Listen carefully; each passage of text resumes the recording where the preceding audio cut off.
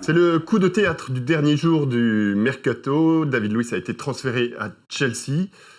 Est-ce une mauvaise nouvelle pour Paris? C'est l'objet du débat du jour entre Ronan Folgoas, bonjour Ronan. Bonjour Laurent, bonjour à tous. Et Frédéric Goyard. Toujours, oui. Frédéric, à vous la parole.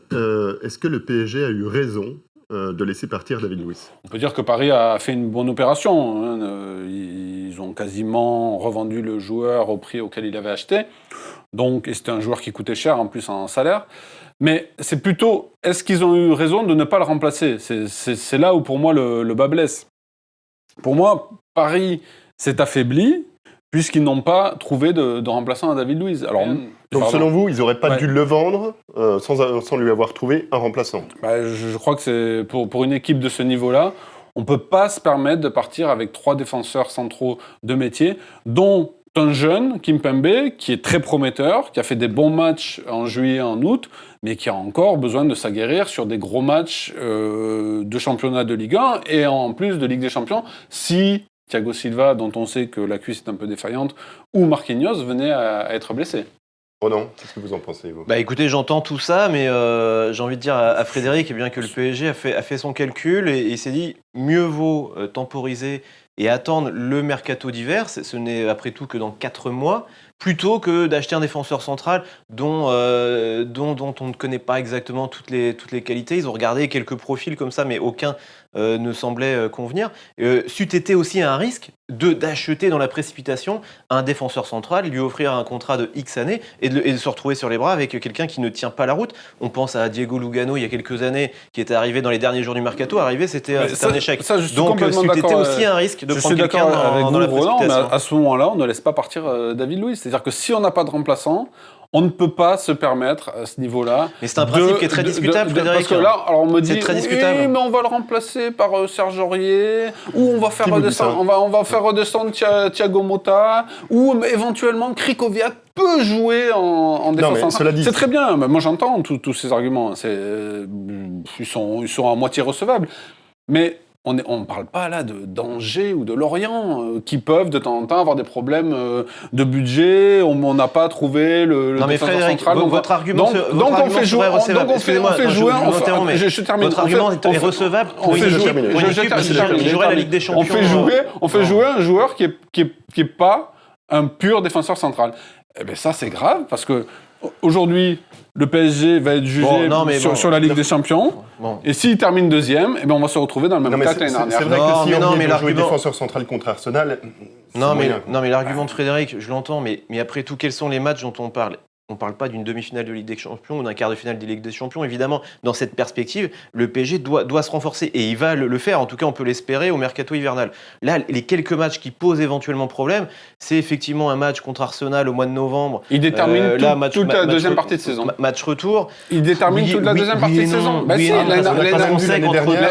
dernière, le PSG est sorti. Mais pas du tout. Justement, l'année dernière est un contre-exemple, puisque le PSG est sorti deuxième de sa poule et s'est qualifié pour les quarts de finale, puisqu'ils ont éliminé Chelsea, qui lui était premier. Donc la première place, c'est un enjeu important, mais relatif. Et puis après, il ne faut pas tout centrer sur ce problème de défense centrale. Certes, c'est important, mais l'effectif est bien plus large. Serge Aurier peut dépanner, Thiago Motta et Krikoviak aussi. Et voilà. Et puis après, il faut regarder aussi, quand on regarde la situation dans son ensemble, il faut regarder aussi l'autre dimension, qui est celle que vous avez vous-même évoquée, Frédéric, c'est que David Luiz était le 3e salaire du club. Il était intenable et il aurait été même très risqué de partir avec David Luiz remplaçant et en même temps 3e salaire du club. C'était une situation explosive et ça allait dégénérer. Donc le PSG a très bien fait. Donc pour une fois, et pour la première fois depuis l'arrivée des Qatariens, la stratégie économique a pris le pas sur la stratégie sportive. Pourquoi c'est la première fois ? En termes d'effectifs, c'est-à-dire qu'on s'est dit, tiens, on va faire une bonne opération économique au détriment de la stratégie sportive de l'équipe. Je trouve ça dangereux. C'est un ensemble. Mais non, c'est pas la première fois. C'est la première fois. Mais bien sûr que non. Rappelez-vous, le premier exemple que je me c'est l'hiver dernier.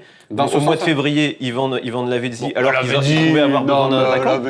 Mais pourquoi vous faites une hiérarchie entre les deux ? Lavezzi est un remplaçant comme David Luiz. Le problème, c'est que vous avez une image déformée. Il y avait largement de quoi le remplacer. Vous avez une image déformée de David Luiz. Vous le voyez encore comme le titulaire titulaire, le défenseur du Brésil. N'est ni international brésilien désormais, ni titulaire au PSG. Donc voilà. Une dernière question, Ronan. Vous nous avez expliqué que dans ce genre d'affaires, les dirigeants parisiens, comme leurs homologues, prennent tout en compte. C'est-à-dire pas seulement l'aspect sportif, mais bien sûr l'aspect économique. Humain aussi. Humain.